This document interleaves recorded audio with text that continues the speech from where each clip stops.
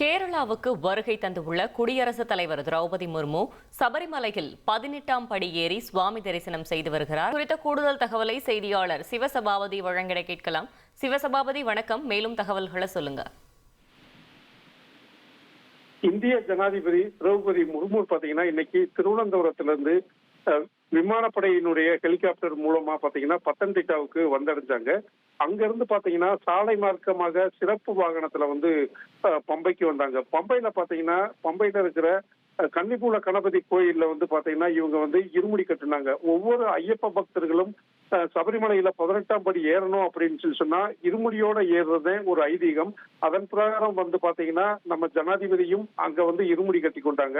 அது மட்டும் இல்லாம அவரோட அதாவது அந்த முப்படை வீரர்களும் ஜனாதிபதிக்கு பாதுகாப்பா அந்த முப்படை வீரர்களும் அவங்களுக்கும் இருமுடி கட்டப்பட்டு அவங்க பாத்தீங்கன்னா சிறப்பு வாகனத்துல பம்பையில இருந்து சபரிமலைக்கு வந்தாங்க.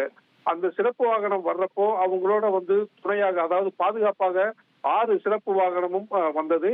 இவர்களோட ஜனாதிபதி அவர்கள் பாத்தீங்கன்னா 18ஆம் படி ஏறி சபரிமலையின் ஐதீகமாக கருதப்படும் 18ஆம் படி ஏறி அங்கிருந்து பாத்தீங்கன்னா கோயிலுக்குள்ள செல்றப்போ தேவசம் போர்டு சார்பாக பூர்ண கும்பம் மரியாதை செலுத்தப்பட்டது.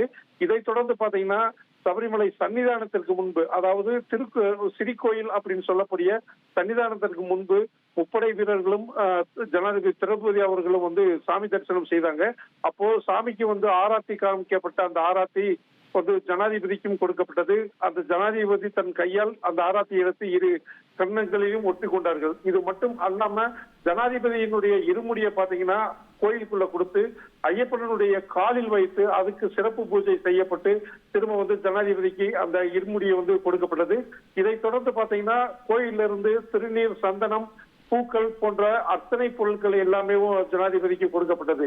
அதைத் தொடர்ந்து பாத்தீங்கன்னா ஜனாதிபதி அவர்கள் ஸ்ரீகோயில இருக்கிற ஐயப்பனை மனமுருகி வேண்டிக்கிட்டு அருகில் இருக்கிற கோயிலுக்கு புறப்பட்டு சொன்னாங்க.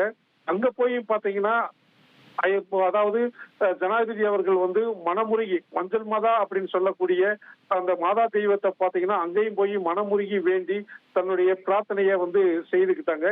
இதைத் தொடர்ந்து பாத்தீங்கன்னா சிறிது நேரம் சபரிமலையில தங்கியிருந்து அதன் பின்னர் பாத்தீங்கன்னா திரும்பவும் பம்பைக்கு இறங்கி சிறப்பு வாகனம் மூலமா பத்தனந்திட்டா சென்று அங்கிருந்து ஹெலிகாப்டர் மூலியமா திருவனந்தபுரம் செல்ல இருக்கிறார்.